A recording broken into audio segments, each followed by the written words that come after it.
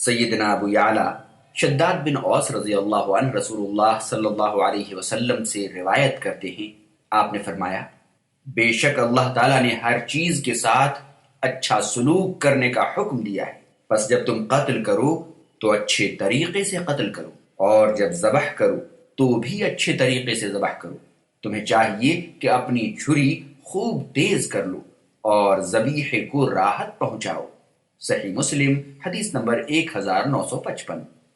اس حدیث مبارک میں حضرت صلی اللہ علیہ وسلم نے ایک دائمی اور ابدی اصول بیان فرمایا ہے کہ اللہ تعالیٰ نے ہر ایک کے ساتھ حسن سلوک کرنے کا حکم دیا ہے۔ احسان، اس کا معنی نیکی، حسن سلوک، نرمی، کسی کام کو سلیقے اور مہارت سے انجام دینا، کسی کام کو انجام دیتے وقت اس میں خوب حسن اور عمدگی پیدا کرنا، حقدار کو اس کے حق سے زیادہ دینا، یہ سب احسان کے مفہوم اور اس کی مختلف صورتیں ہیں۔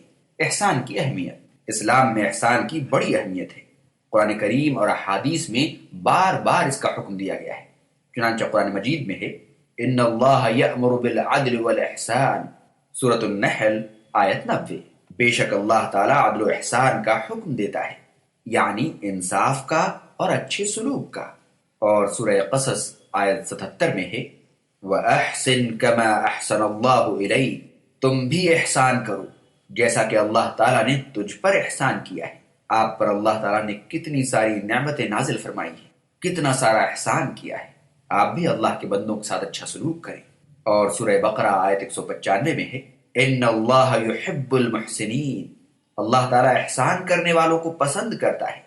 کیا آپ چاہتے ہیں کہ اپنے رب کے سامنے پسندیدہ ہو جائیں تو اللہ کے بندوں کے ساتھ، اللہ نے جنہیں پیدا کیا ہے ان کے ساتھ اچھا سلوک کریں۔ اور سورہ رحمان آیت 60 میں ہے هل جزاء الاحسان الا الاحسان، احسان کا بدلہ احسان ہی ہے۔ احسان فی القتل، احسان کی اسی اہمیت کے پیش نظر حضرت صلی اللہ علیہ وسلم نے فرمایا کہ اللہ تعالیٰ نے ہر ایک کے ساتھ احسان یعنی حسن سلوک کا حکم دیا ہے، حتیٰ کہ اگر شرعی اصولوں کے تحت کسی اسلامی حکومت میں کسی کو قتل کرنا ہو تو اچھی طرح قتل کرو، قتل کا آسان ترین طریقہ اختیار کیا جائے تاکہ مقتول کو زیادہ تکلیف نہ ہو اور مقصد بھی حاصل ہو جائے۔ البتہ ڈاکہ زنی کے مجرم کو سولی کی سزا اور شادی شدہ کو سنگسار کرنے کا حکم چونکہ شریعت نے دیا ہے اس لیے وہ جائز ہے۔ بعض علاقوں میں، بعض ممالک میں جن کا تعلق یقینی طور سے اسلام سے تو نہیں ہو سکتا، قتل کرتے وقت ایک اعضا کاٹ دیتے ہیں تاکہ اسے زیادہ تکلیف ہو۔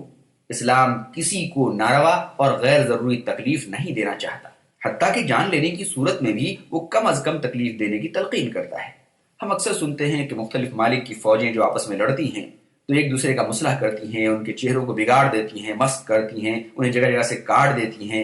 ایسی تمام چیزیں اللہ نے حرام کی ہیں۔ اے اللہ کے بندو، تم جس مذہب، جس مسلک، جس علاقے سے بھی تعلق رکھتے ہو، اللہ کے بندوں کے ساتھ ایسا سلوک نہ کرو، کیونکہ تم سب کو پیدا کرنے والا وہی ایک اللہ ہے۔ ایک دفعہ آپ صلی اللہ علیہ وسلم نے حکم دیا کہ کفار قریش میں سے جو پکڑا جائے اسے آگ سے جلا دیا جائے۔ پھر آپ نے فرمایا صرف قتل کیا جائے اور آگ سے جلایا نہ جائے، کیونکہ آگ کا عذاب دینا صرف اللہ تعالیٰ کا حق ہے۔ صحیح بخاری حدیث نمبر 3016۔ آپ جانتے ہیں کہ کفار قریش نے کس طرح مسلمانوں کو قتل کیا، ان کے سامان، ان کے مال و دولت سے کھلواڑ کیا، ان پر قبضہ کیا۔ ان کا جرم بہت بڑا تھا۔ اللہ کے رسول صلی اللہ علیہ وسلم کو غصہ آیا اور آپ کا یہ ارادہ تھا کہ انہیں آگ میں جلوا دیا جائے، لیکن انسانیت پر رحم کھاتے جب یہ خیال آیا کہ وہ بھی تو اللہ کے بندے ہیں، لیکن مجرم ہیں اور مجرم کو سزا تو ملنی چاہیے تاکہ دوسرے مجرم ایسی جرت کرنے کی دوبارہ ہمت نہ کریں، تو آپ صلی اللہ علیہ وسلم نے آگ سے جلانے کا حکم واپس لے لیا۔ احسان بالذبیحہ، اسی طرح آپ نے فرمایا کہ جب ذبح کرو تو بھی سلیقے اور عمدگی سے ذبح کرو۔ تمہیں چاہیے کہ چھری کو خوب تیز کر لو اور ذبیحے کو راحت پہنچاؤ۔ آئیے جانتے ہیں کہ ذبیحے کو، جانور کو کس طریقے سے اگر ذبح کیا جائے تو انہیں راحت پہنچے گی۔ ذبح کرنے سے پہلے اسے پانی پلایا جائے، چھری کو جانور سے چھپا کر رکھا جائے، اسے نرم زمین پر لٹایا جائے، چھری پہلے سے خوب تیز کر لی جائے، چھری جلدی جلدی چلائی جائے، تمام رگیں خوب کاٹی جائیں تاکہ روح نکلنے میں دیر نہ ہو۔ جانور کے اچھی طرح ٹھنڈا ہو جانے کے بعد ہی چمڑا اتارا جائے۔ کسی دوسرے جانور کے سامنے جانور کو ذبح نہ کیا جائے۔ ایک دفعہ حضرت صلی اللہ علیہ وسلم نے دیکھا کہ ایک شخص بکری کو ذبح کرنے کی خاطر زمین پر لٹا کر اس کے سامنے چھری تیز کر رہا ہے۔ آپ نے فرمایا، کیا تم اس جانور کو ذبح سے قبل ہی بار بار مارنا چاہتے ہو؟ طبرانی کبیر حدیث نمبر 11916، مجمع الزوائد جلد 4 صفحہ نمبر 42۔ اللہ تبارک تعالیٰ نے مختلف مخلوقات کی مختلف غذا بنائی ہے۔ انسانوں کی غذا گوشت بھی ہے، سبزی بھی ہے، لیکن اللہ تبارک تعالیٰ نے جانوروں کے جسم میں ایک ایسا نظام رکھا کہ اگر حلق کے پاس سلیقے سے تیز چھری سے اگر اسے سلیقے سے ذبح کیا جائے تو اسے تکلیف نہیں پہنچتی، لیکن بہت سے لوگ جھٹکا کرتے ہیں۔ اگر وہ اس کا مطالعہ کریں تو انہیں معلوم ہوگا کہ اس طرح جانور کو بہت تکلیف پہنچتی ہے، لیکن اللہ تبارک تعالیٰ نے ساتھ ہی اس بات کا بھی خیال رکھا کہ جو بھی جاندار ہے اسے بلا وجہ تکلیف نہ پہنچے۔